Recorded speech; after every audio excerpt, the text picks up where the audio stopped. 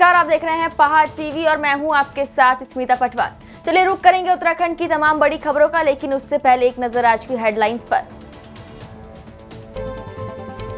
Action में आई कांग्रेस, अकील अहमद को party से किया निष्कासित। हरीश रावत के ट्वीट पर भिड़ी कांग्रेस, भीतरघात के बयान पर पार्टी में मचा बवाल। कलसिया पुल पर जल्द दौड़ेंगे वाहन, कुमाऊं कमिश्नर दीपक रावत ने अधिकारियों को कार्य में तेजी लाने के दिए निर्देश। मसूरी यमुना पेयजल योजना बनी परेशानी का सबब, गड्ढों ने बढ़ाई मुसीबत, बूंद बूंद पानी को तरसे लोग। उत्तराखंड को मॉडल प्रदेश बनाने को लेकर गोष्ठी का आयोजन, विभिन्न मुद्दों पर हुई चर्चा। लापता युवक का नैनी झील में मिला शव, शिनाख्त को लेकर भी उलझी रही पुलिस। प्रदेश कांग्रेस कमेटी ने बड़ी कार्रवाई करते हुए पार्टी के महासचिव अकील अहमद को अनुशासनहीनता के चलते 6 साल के लिए पार्टी से निष्कासित कर दिया है। अकील अहमद लगातार मीडिया में मुस्लिम यूनिवर्सिटी को लेकर बयानबाजी कर रहे थे, साथ ही वो अपनी पार्टी के नेताओं पर भी तंज कसने से भी बाज नहीं आ रहे थे, जिस कारण कांग्रेस कई मोर्चों पर असहज नजर आ रही थी। इसको लेकर पार्टी ने अकील अहमद को नोटिस भी दिया था, लेकिन अकील अहमद की ओर से कोई जवाब न देने पर उन्हें पार्टी से बाहर का रास्ता दिखा दिया गया है। प्रदेश कांग्रेस पार्टी के प्रदेश महासचिव संगठन मथुरा दत्त जोशी ने एक पत्र जारी करते हुए पार्टी के महासचिव अकील अहमद की पार्टी से 6 साल के लिए निष्कासन की घोषणा की है। पत्र में कहा गया है कि अकील अहमद लगातार मीडिया में अनर्गल बयानबाजी कर रहे थे। अल्मोड़ा जिले के विकासखंड सल्ट में ग्राम प्रधान संगठन सल्ट के नेतृत्व में प्रत्येक गांव के ग्राम प्रधानों सल्ट ब्लॉक मुख्यालयों में प्रदेश की धामी सरकार के खिलाफ जमकर नारेबाजी की गई। प्रदेश में पुष्कर सिंह धामी के दोबारा मुख्यमंत्री बनते ही जिले भर के ग्राम प्रधान संगठनों ने प्रदेश सरकार के खिलाफ प्रदर्शन किया। ग्राम प्रधानों का कहना है कि सरकार मजदूरों का शोषण कर रही है, दाम नहीं तो काम नहीं के नारा लगाकर प्रधानों ने सरकार के प्रति विरोध जताया। वहीं ग्राम प्रधान का कहना है कि अधिकारी मंत्री सबको तनख्वाह टाइम पर दी जाती है, आखिर मजदूरों की दिहाड़ी क्यों रुक रही है, सरकार श्रमिकों का शोषण कर रही है। मुख्यमंत्री पुष्कर सिंह धामी के दोबारा सत्ता में संभालते ही ग्राम प्रधान संगठन अपनी मांगों को लेकर सड़क पर उतर आए हैं। अल्मोड़ा जिले के विकासखंड सल्ट में ग्राम प्रधान संगठन ने ब्लॉक मुख्यालय सल्ट में प्रदेश की धामी सरकार के खिलाफ जमकर नारेबाजी की, तो ग्राम प्रधानों ने दाम नहीं तो काम नहीं के नारे लगाकर प्रदेश की धामी सरकार का विरोध जताया। ग्राम प्रधानों का कहना है कि अधिकारी और मंत्री की तनख्वाह तो टाइम पर दी जा रही है, सरकार मजदूरों की दिहाड़ी का शोषण क्यों कर रही है। सरकार मजदूरों के साथ इस तरह का शोषण, प्रशासन के इस रवैये को लेकर प्रधानों का कहना है हमें मजबूरन धरने पर बैठना पड़ रहा है। आखिर प्रदेश की धामी सरकार कब तक ग्राम प्रधानों की मांगों पर अमली जामा पहनाती है, कब तक मानती है, ये तो देखना दिलचस्प होगा। पहाड़ टीवी से गोविंद रावत, अल्मोड़ा।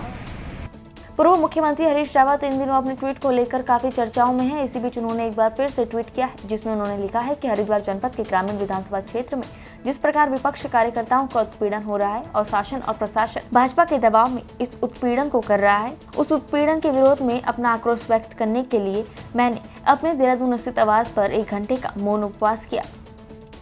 उत्तराखंड में कांग्रेस की चुनावी हार ने पार्टी में नई लड़ाई शुरू कर दी है। अब लड़ाई इस बात की है कि किसने भीतरघात किया और किस किस को भीतरघात का नुकसान हुआ। हरीश रावत के अपनी बेटी अनुपमा को हराए जाने की कोशिश करने के ट्वीट पर भी कुछ ऐसा ही बवाल शुरू हो गया है। कांग्रेस के भीतर ही इस बयान को लेकर अलग अलग मत सामने आ रहे हैं। हरीश रावत वैसे तो गाहे बगाए अपनी पार्टी के लिए अपने बयानों से परेशानी खड़ी करते रहे हैं, लेकिन इस बार चुनाव हारने के बाद परेशान पार्टी नेताओं को हरीश रावत ने अपने ट्वीट से जोरदार झटका दिया है। दरअसल हरीश रावत ने हरिद्वार ग्रामीण सीट पर अपनी बेटी अनुपमा के खिलाफ चुनाव में षड्यंत्र रचने का आरोप लगाया है और इन्हीं आरोपों के बिना उन्होंने जल्द ही न केवल भाजपा बल्कि कांग्रेस के नेताओं को भी बेनकाब करने का दावा किया है। वहीं हरीश रावत पार्टी के बड़े नेता हैं, ऐसे में जाहिर है उनके इस बयान के बाद पार्टी के अंदर जबरदस्त भूचाल मचा हुआ है। स्थिति यह है कि पार्टी के नेताओं ने भी हरीश रावत के इन बयानों पर प्रतिक्रिया देनी शुरू कर दी है। पार्टी के वरिष्ठ नेता और पूर्व मंत्री हीरा सिंह बिष्ट ने कहा कि हरीश रावत ने जो बयान दिया है वो किस आधार पर दिया गया है ये कहना तो मुश्किल है, लेकिन पार्टी में भीतरघात करने का काम तो बड़े नेता ही कर रहे हैं और वो पार्टी को न केवल धोखा दे रहे हैं बल्कि उनकी पार्टी में गुंडागर्दी भी चल रही है। खानपुर विधायक उमेश कुमार ने थिथोला ग्लास फैक्ट्री के मैनेजर से मुलाकात की। इस दौरान उन्होंने कहा कि अगर केमिकल पानी बोरवेल से जमीन में जाता पाया गया तो जांच कराई जाएगी। आपको बता दें कि थिथोला के पास वर्ष 2007 में ग्लास फैक्ट्री लगाई गई थी। आसपास के लोगों का कहना है कि फैक्ट्री में केमिकल वाला गंदा पानी के लिए जमीन में बोर करके पानी को जमीन में भेजा जाता था। क्षेत्र के लोगों का कहना है कि जब से ये गंदा पानी जमीन में जा रहा है तब से क्षेत्र के गाँव में त्वचा और लीवर से संबंधित बीमारी बढ़ रही है। लोगों का कहना है कि कई बार प्रशासन से इस संबंध में शिकायत की जा चुकी है, लेकिन कोई ध्यान नहीं दिया जा रहा है। सोमवार को विधायक उमेश कुमार ने फैक्ट्री पहुंचकर मैनेजर से बात की। वहीं नगर पंचायत बोर्ड की बैठक में विधायक उमेश कुमार ने भी शिरकत की। विधायक ने कहा कि शीघ्र ही लंडोरा बिजली घर का भी उच्चीकरण कराया जाएगा। आ रही है कि पानी में मोम जैसा ऊपर जम जाता है और पानी में केमिकल की आशंकाएं जताई जा रही थी और 25 से 30 हज़ार की बल्कि ज़्यादा आबादी जो है गोल्ड प्लस के आसपास रहती है। थितोला वालों की भी ये शिकायत थी, लंडोरा की भी यही शिकायत है। तो हम गए थे और हम उनको बहुत सभ्यता से बता के आए हैं कि आप अगर कोई ऐसा कार्य कर रहे हैं तो उसे ना करें। और मैं प्रशासन के साथ अब वहाँ विज़िट करूँगा और एक किसी टेक्नीशियन को जो ग्लास फैक्ट्री के संबंध में जानकारी रखता हो उनको लेकर निरीक्षण करेंगे और ये देखेंगे कि क्या पानी का डिस्चार्ज ज़मीन में तो नहीं किया जा बोरवेल के माध्यम से। अगर ऐसा किया जा रहा है तो फिर इनके खिलाफ सख्त से सख्त कार्रवाई की जाएगी। उनको हम बताएं कि एक दिन निश्चित कर लीजिए, वो दिन हमें बता दीजिए, प्रशासन और हम आएंगे और ये हमारा अधिकार है, आप हमें रोक नहीं सकते। हम लोगों की जान के साथ खिलवाड़ होने नहीं देंगे। अब तक क्या हुआ क्या नहीं हुआ उस पर मैं कोई टिप्पणी नहीं करना चाहता, लेकिन अब से इस क्षेत्र में रहने वाले हर व्यक्ति की जिम्मेदारी मेरी है, क्योंकि वो मेरे परिवार का सदस्य है। पंचायत लंडोरा में सब कुछ मुझे लगता है व्यवस्थित है, सभी लोग सुचारू रूप से काम कर रहे हैं। कुछ समस्याओं पर विचार किया गया, उन पर निर्णय भी लिया गया और जल्द से जल्द उन पर काम भी शुरू कराया जाएगा। लंडोरा में बिजली घर का उच्चीकरण, हाई स्कूल को इंटर करना और इंटर को डिग्री करने के प्रस्ताव पर बात हुई, चर्चा हुई, उस पर भी अग्रिम कार्रवाई की जाएगी। ढंढेरा में कुछ लोगों की शिकायत थी कि कुछ नियुक्तियां जो हैं वो अधिकारी करने में लगे हैं। उनको बता दिया गया है कि आप किसी के भी दबाव में आके कोई नियुक्ति नहीं करेंगे। जो भी नियुक्ति होगी वो प्रक्रिया के माध्यम से होगी और जो लोग उसके लिए फिट हैं, जो लोग डिज़र्व करते हैं, उनको ही आप पदों पर रखेंगे। ये नहीं कि आपने 14 लोग कहीं के भर्ती कर दिए और 10 लोग कहीं के। कुछ शिकायतें थी कि कुछ प्रधान उसके अंदर इंटरवीन कर रहे हैं, तो मैंने बोल दिया कोई भी प्रधान जो नौकरी लगवाने या दलाली करने के लिए नगर पंचायत में घुसने की कोशिश करेगा यहाँ या वहाँ, बिल्कुल नहीं बख्शा जाएगा। आज से पहले आपने क्या किया मुझे इससे मतलब नहीं है। आज के बाद अगर आपने नगर पंचायत किसी भी या बीडीओ कार्यालय में या आपने ढंढेरा में या लंडोरा में कहीं भी किसी की नौकरी लगवाने के लिए, किसी अन्य काम में कमीशन के लिए या किसी और काम के लिए आपने दखल अंदाजी करने की कोशिश की, किसी अधिकारी को आपने दबाने की कोशिश की, तो आपके खिलाफ मुकदमा दर्ज कराया जाए। अभी 2 दिन पहले ही 26 मार्च को पूरे प्रदेश में चिपको आंदोलन की 49वीं वर्षगांठ मनाई गई। इस दौरान जोशीमठ में रेणी गांव में प्रदेश भर से आए पर्यावरण प्रेमी जुटे और सभी ने अपने अपने अनुभव साझा किए। जहां एक और पर्यावरण संरक्षण की बातें सेमिनारों में हो रही है, तो वहीं पंगराणी जंगल जहां वर्ष 1973 में चिपको आंदोलन की शुरुआत हुई थी, उसमें गुपचुप घुसे वन तस्करों ने 20 से अधिक हरे भरे पेड़ों पर आरी चलाकर इनके तनों में उगने वाली गांठों को काट दिया। अब इन पेड़ों के सूखने का खतरा मंडराने लगा है। आपको बता दें कि पंगराणी जंगल को बचाने के लिए वर्ष 1973 में रेणी की महिला मंगल दल अध्यक्षा गौरा देवी ने अपनी सहेलियों और गांव की महिलाओं के साथ मिलकर वो पेड़ में चिपक गई और इस जंगल को काटने से बचाया, जिसे बाद में चिपको आंदोलन का नाम से जाना गया। इसी चिपको के जंगल में अब वन तस्करों द्वारा पेड़ों की गांठों को काटा जा रहा है। आपको बता दें कि हर 3-4 वर्ष में पंगराणी जंगल के पेड़ों के तनों में एक विशेष प्रकार की गांठें उगती है, जिन्हें काटकर इनमें नक्काशीदार लकड़ी का सामान बनाया जाता है, जिसमें पॉलिश होने के बाद ये सामान काफी ऊंची कीमतों में बिकते हैं। मामला संज्ञान में आते ही वन विभाग हरकत में आया है और वन विभाग की टीम पंगराणी चिपको जंगल में स्थानीय लोगों के साथ पहुंच गई और तस्करों का सुराग ढूंढने में जुट गई। रुड़की के मेन पोस्ट ऑफिस में ताला डालकर सभी कर्मचारियों ने 2 दिनों की हड़ताल शुरू कर दी है। कर्मचारियों ने अपनी 15 सूत्रीय मांगों को लेकर सरकार के नकारात्मक रवैये को लेकर ये हड़ताल शुरू की है। कर्मचारियों का आरोप है कि सरकार उनकी बातों पर पिछले काफी दिनों से ध्यान नहीं दे रही है, जिसके चलते उन्हें हड़ताल के लिए बाध्य होना पड़ा। केंद्रीय मुख्यालय दिल्ली के आह्वान पर हड़ताल का आयोजन है। इसमें हमारी जो मेन मुख्य मांग है, पुरानी पेंशन बहाल करो और ये एनपीएस जो है इसको बंद करो।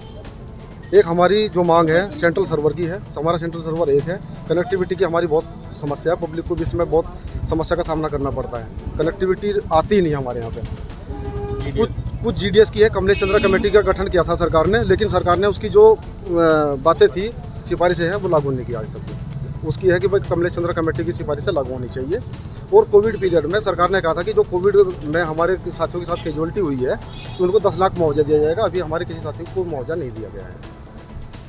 तो जो आपकी हड़ताल है इससे जो लोग हैं उन पर कितना फर्क पड़ रहा है? पूरा फर्क पड़ रहा है। हमारा टोटली सब कुछ बंद है।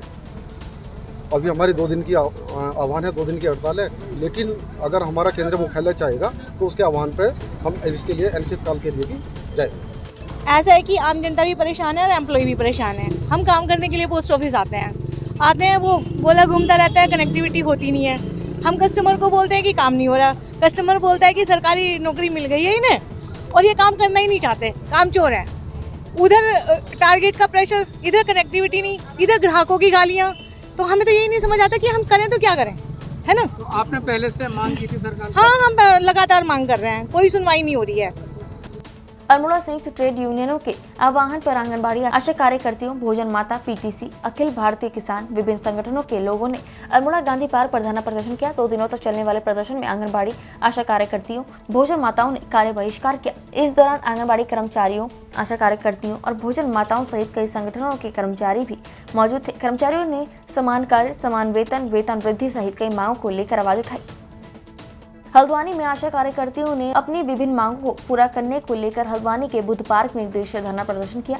आशाओं ने बुद्ध पार्क में एकत्रित होकर सरकार के खिलाफ जमकर प्रदर्शन किया। आशा कार्यकर्तियों ने आशाओं को नियमित कर न्यूनतम 26,000 वेतन देने, 10,000 मासिक पेंशन देने, सरकारी संपत्तियों के निजीकरण और निगम न बनाने, विभागों में रिक्त पड़े पदों को तत्काल भरने, महंगाई पर नियंत्रण करने, केंद्र और राज्य सरकार द्वारा बनाए गए श्रमिकों के विरोध कानून के रद्द करने, पुरानी पेंशन, समान कार्य, समान वेतन की मांग की।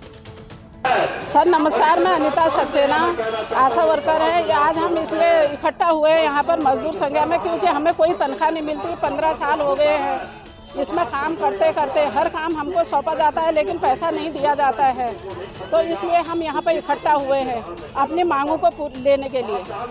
और सर हमारी मांग है कि हमें मानदेय दिया जाए और हमें हर सुविधा दिया जाए कि यहाँ जो स्वास्थ्य विभाग के लिए होती है वो सुविधा हमें दिया जाए, लेकिन हमें कोई सुविधा नहीं दी जाती है यहाँ पे। ये अभी हमारे कल तक और जारी रहेगा सर। हमारी यही मांग है कि हमें सरकारी कर्मचारी घोषित किया जाए और हमारी मानदेय बनाया जाए। हमारी मांगे ये है कि हमको जितना काम दिया जा रहा है उतनी हमारी पेमेंट भी होनी चाहिए, मानदेय होना चाहिए। मानदेय सरकार हमको इतना काम दे रही है तो उसका मानदेय भी फिक्स कर लेना चाहिए ना। वो प्रधानमंत्री जी कह रहे थे कि मैं ये करूँगा वो करूँगा, उन्होंने कुछ भी नहीं करा। ना मुख्यमंत्री जी कुछ कर पा रहे हैं। तो हमारा कहना है कि जैसे हमको या तो हमें काम नहीं दिया जाए इतना, हमें तो सिर्फ मातृ मृत्यु दर के लिए रोका गया था ना, रखा गया था। तो अगर उसके बदले इतना काम दे रहे तो हमारे उतना मानदेय भी कर दीजिए, बस हो गया। बाकी मैं तो अपनी बहनों के से इतना ही कहना चाहूँगी कि जिस तरीके से मेरी बहनों को काम कराया जा रहा है, गांव-गांव में जा जाके, शहर में जा जाके इतना काम कराया जा रहा है, तो उस तरह का मानदेय इनका या तो फिक्स कर दीजिए हमारा, बस हो गया। मैं सरोज रावत, ब्लॉक मुख्यालय में। हाँ, वहाँ भी चल रहा है हमारा। 2006 से हमको मातृ मृत्यु दर कम करने के लिए रखा गया था और अब हम कहीं के नहीं रहे। अगर हम कहीं प्राइवेट में जॉब करते तो हमको थोड़ा मानदेय तो मिलता। अब हमारे घुट्टे भी घिस गए, ना हम इधर के रहे ना हम उधर के रहे। हमको थोड़ा मासिक वेतन मिला जाए और हम प्रधानमंत्री से हम निवेदन करती हूँ, थोड़ा हमको कहीं पीछे के लिए हमको कुछ ना। हमने अपने बच्चे छोड़े कोरोना काल में, अपने पति छोड़े, हम कोरोना काल में भटकते रहे। कितनी आशाएं, हमारी मृत्यु भी हो गई इस कारण। तो सरकार, धामी सर ने हमारे लिए कुछ नहीं छोड़ा। हम कई बार वहाँ धरना भी कर चुके। तो हम ये चाहते हैं कि हमारा थोड़ा मासिक वेतन हो जाए। मेरा नाम श्रीमती मोहिनी ब्रजवासी। कुमाऊं कमिश्नर दीपक रावत ने सोमवार को हल्द्वानी नैनीताल लाइफ लाइन पर निर्माणाधीन कलसिया पुल में कार्यदायी संस्था नेशनल हाईवे द्वारा अभी तक चलाई गई गतिविधियों की जानकारी ली। उन्होंने एनएच के अधिशासी अभियंता एचसी पांडे से यातायात सुगम रूप से सुचारू करने और आगामी 10 अप्रैल तक हर हाल में नवनिर्मित पुल का निर्माण पूर्ण कर लिए जाने के। उन्होंने जन सामान्य की सुविधा को मद्देनजर रख दोनों ओर से निर्माण कार्य को पूर्ण गुणवत्ता और पारदर्शिता के साथ चलाए जाने के निर्देश भी दिए। हो गई थी लेकिन ट्रैफिक भी बाधित ना हो, तो इसको देखते हुए बेली ब्रिज लगाने का यहाँ पे निर्णय लिया गया है। और आज मैं जो एनएच डिपार्टमेंट है और जो संबंधित और डिपार्टमेंट से जुड़े हुए हैं उनको लेकर यहाँ पे आया हूँ और ये तय हुआ है कि इसमें काम दिन रात होगा और 12 तारीख को इसमें जो ट्रैफिक है वो चलने लगेगा। इसकी मॉनिटरिंग मैं पर्सनली कर रहा हूँ और मैंने डिपार्टमेंट से कहा कोई दिक्कत तो मुझे बताएं। डेफिनेटली इंफ्रास्ट्रक्चर तो अच्छा पर्यटन के लिए होना ही चाहिए। इसमें टाइमिंग वाली बात पे बहुत ध्यान रखना होता है और विशेषकर ऐसे प्रोजेक्ट्स में जो कि क्रिटिकल है ट्रैफिक के लिए, तो इसको हम पर्सनली देखेंगे और 12 अप्रैल की डेडलाइन जो है इसको सुनिश्चित करेंगे। ऋषिकेश विधानसभा के अंतर्गत सहारा इंडिया द्वारा गरीब परिवारों के द्वारा उनके खातों में रोज पैसे जमा कर और FD के पैसे वर्षों से वापस न देने के संबंध में कांग्रेस नेता जयेंद्र रमोला ने पीड़ित लोगों के साथ ऋषिकेश कोयल घाटी स्थित सहारा इंडिया के कार्यालय का घेराव कर और वहां मौजूद अधिकारियों से गरीबों का पैसा लौटाने को कहा। ऋषिकेश स्थित सहारा इंडिया के ऑफिस में बड़ी संख्या में लोगों से वर्षों से पैसा जमा करवाया गया। जब लोग अपना पैसा वापस मांगने जाते हैं तो वहां बार बार समय देकर टरकाने का काम कर रहे हैं। ऋषिकेश के स्थानीय निवासियों द्वारा बीमा कंपनी सहारा इंडिया पर उनके द्वारा FD और अन्य स्कीमों में जमा पैसा समय अवधि पूर्ण होने पर सहारा इंडिया द्वारा जमाकर्ताओं को भुगतान नहीं किया जा रहा है। इसी समस्या को लेकर कंपनी से पीड़ित दर्जनों व्यक्ति कांग्रेस नेता जयेंद्र रमोला के नेतृत्व में सहारा इंडिया का घेराव किया गया और उनको सख्त चेतावनी दी गई, जिस पर कंपनी ने उन्हें आश्वासन दिया कि जल्द ही जमाकर्ताओं का पैसा उन्हें वापस किया जाएगा। सरोवर नगरी नैनीताल पहुंचे उत्तराखंड क्रांति दल के केंद्रीय अध्यक्ष और पूर्व विधायक काशी सिंह एरी और पूर्व विधायक नैनीताल डॉक्टर नारायण सिंह जंतवाल ने पत्रकारों से संयुक्त रूप में रूबरू होते हुए कहा कि क्रांति दल चुनाव प्रचार के दौरान आचार संहिता उल्लंघन करने वालों के लिए ठोस कदम उठाने का प्रयास करेंगे और आचार संहिता उल्लंघन करने वालों के खिलाफ कार्रवाई के लिए आयोग को बाध्य करेंगे। शीर्ष नेता ने स्वीकार किया कि विधानसभा चुनाव में दल का प्रदर्शन उम्मीद के अनुरूप नहीं रहा। इसकी क्या वजह रही, इसके लिए जिला स्तरीय समीक्षा बैठक आयोजित की जा रही है। होली के बाद से लापता युवक का शव नैनी झील में मिलने से क्षेत्र में हड़कंप मचा हुआ है। स्थानीय लोगों के द्वारा तलीताल डांड क्षेत्र में युवक का शव झील में तैरता हुआ दिखाई दिया, जिसके बाद स्थानीय लोगों के द्वारा इसकी सूचना पुलिस को दी गई। मौके पर पहुंची पुलिस ने शव को नाव के द्वारा झील से बाहर निकाला, जिसकी पहचान हरिनगर निवासी राहुल कुमार के रूप में हुई।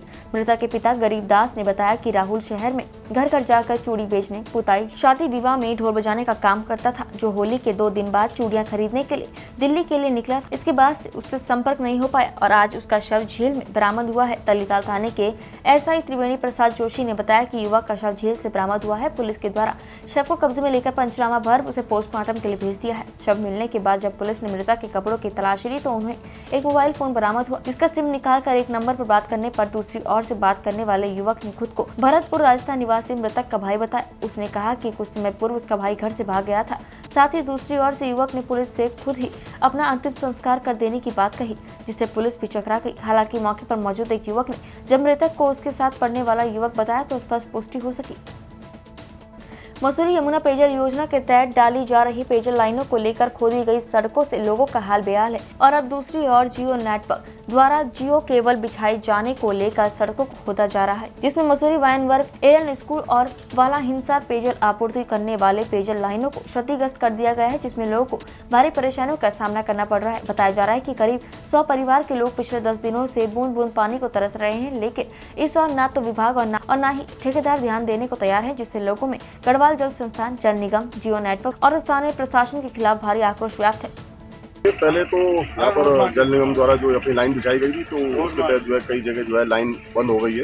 तो मैंने अभी इनके जो प्रोजेक्ट मैनेजर है जयपाल, उनसे बात की है कि आप फिलहाल जो है एक टेम्प्रेरी जो है ओपन लाइन जो है बाईपास करके लोगों को दें, ताकि लोगों को जो है पानी की दिक्कत ना हो। और अब जल निगम ने काम पूरा कर दिया है, तो अब जियो वाला ने खोदना शुरू कर दिया है, जिसका पैसा इन्होंने जो है 22 लाख को जो है नगर पालिका को दिया है रिपेयर एंड मेंटेनेंस के लिए। लेकिन नगर पालिका को चाहिए कि जैसे जैसे जो है ये रोड पूरी हो रही है, इस रोड को जो है वो अपना रेस्टोरेशन और इसका रिपेयर वर्क करें, क्योंकि काफ़ी लोग यहाँ पर चोटिल हो चुके हैं। यहाँ वाइन बगान स्कूल के एक टीचर थे, उनका पैर फ्रैक्चर हो गया है। कल भी लोग बता रहे हैं कि यहाँ पे कई स्कूटी वाले गिरे हैं, तो इसको जो है गंभीरता से लेना चाहिए। और जहाँ तक जलस्थान की बात है तो मैं ये कहता हूँ कि जहाँ भी लीकेज हो रही है तो इनके साथ कोऑर्डिनेशन करके तुरंत जो है लोगों को जो है पानी मुहैया कराना चाहिए, और यदि इनको काम करना है तो ठीक से करें, नहीं तो काम बंद कर दें। मैंने माननीय मंत्री जी के संज्ञान में इस बात को डाला है और उन्होंने अभी SDM और जो इनके CGM है उनसे बात की है, और इनका कहना है कि अभी हम थोड़ी देर में इसको ठीक कर देंगे। लेकिन 15-20 दिन से लगातार लोगों के घर में पानी ना आना एक बहुत बड़ा विषय है। लोग जो है पानी के लिए तरसते हैं और यहाँ पर जो है पानी रोड पे जो है इतने खुलेआम बह रहा है,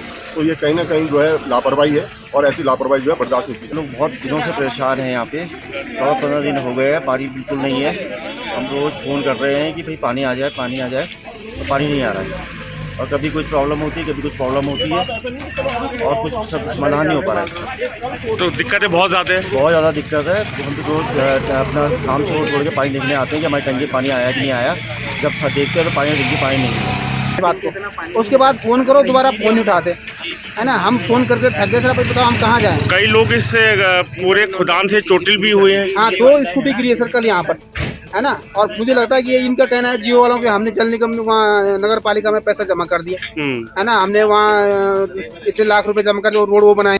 श्री गुरु रामराय विश्वविद्यालय में सोमवार को योगा एंड वेलनेस क्लब का उद्घाटन किया गया। इस क्लब में विश्वविद्यालय के 9 संकायों के 850 से अधिक विद्यार्थियों ने पंजीकरण किया। कार्यक्रम में विद्यार्थियों और शिक्षकों को योग के लाभों से अवगत कराने के साथ ही प्राकृतिक पद्धतियों की भी जानकारी प्रदान की गई। इसके साथ ही योगा विभाग के विद्यार्थियों द्वारा योग से संबंधित विभाग प्रस्तुतियां भी दी गई। उत्तराखंड की तमाम बड़ी खबरों में फिलहाल इतना ही। बाकी खबरों के लिए देखते रहिए पहाड़ टीवी। नमस्कार।